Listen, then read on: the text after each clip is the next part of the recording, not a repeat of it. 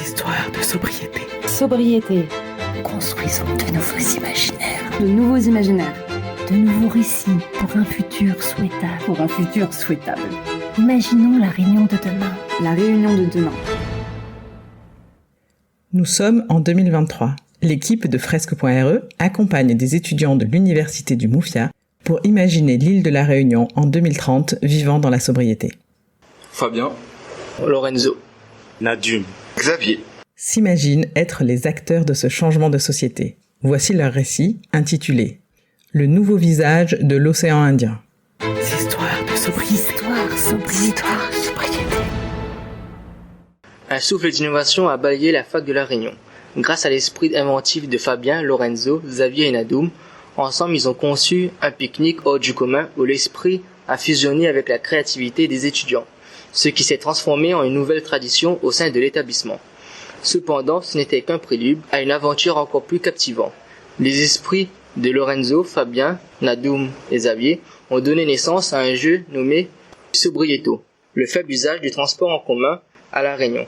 Le jeu incita les utilisateurs à utiliser les transports en commun en faisant gagner des places grâce à un QR code. Ce jeu à l'origine, une simple divertissement local, a pris de l'ampleur. Le concept Sobrieto s'est avéré être une pépite ludique qui a transcendé les frontières de la fac de La Réunion. Avec le temps, le jeu s'est répandu comme une traînée de poudre. Ainsi, les autres étudiants de différentes facs ont commencé à jouer le jeu.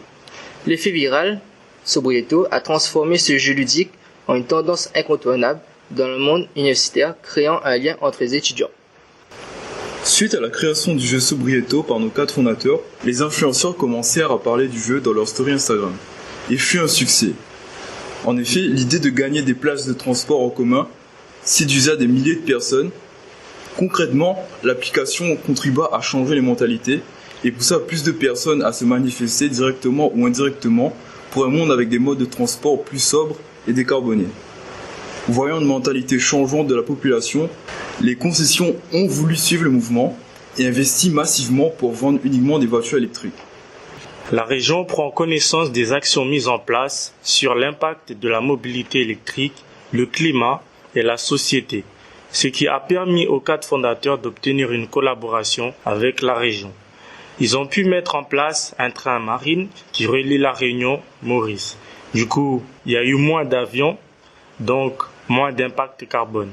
Ils ont mis en place des bornes à hydrogène, développées au sein de leur promotion de Master Energy, qui ramène la société à utiliser un train à hydrogène pour l'île de manière responsable et avec moins de voitures.